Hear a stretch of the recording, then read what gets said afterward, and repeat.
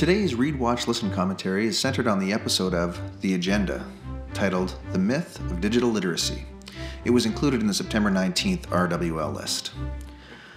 I've watched the episode 3 or 4 times now, and throughout I find myself agreeing with the panelists at every turn.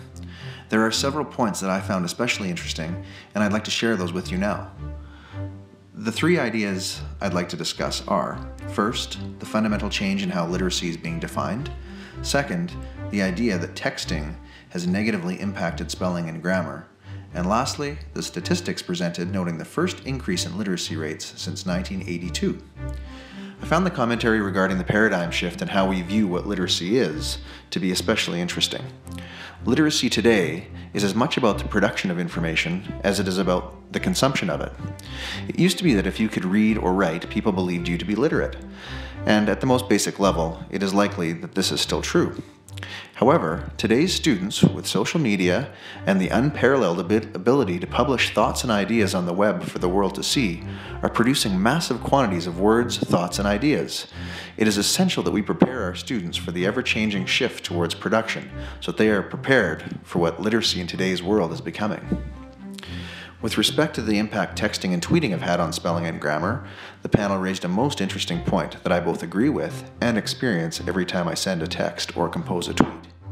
They noted that in fact the shortening of words that occurs in most text messaging causes the author of the text message to actually pay closer attention to the spelling of words.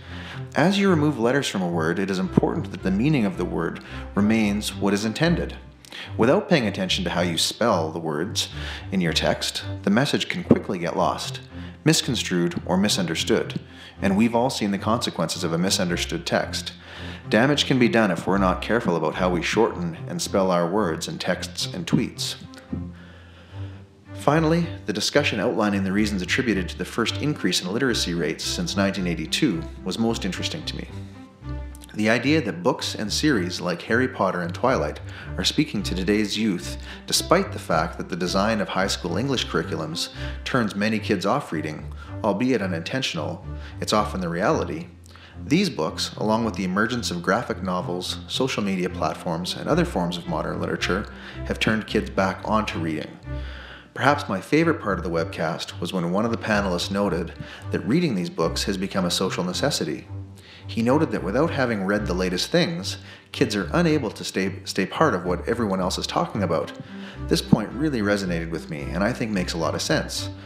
In order to keep up and remain part of the conversation that's going on, we need to stay current with popular culture in all areas, including books. And if it means that kids are going to read more and it's cool to have read a certain book that we just can't stop talking about, then keep on with the peer pressure that gets us all reading. We're going to be better for it. I hope you enjoyed my first RWL commentary.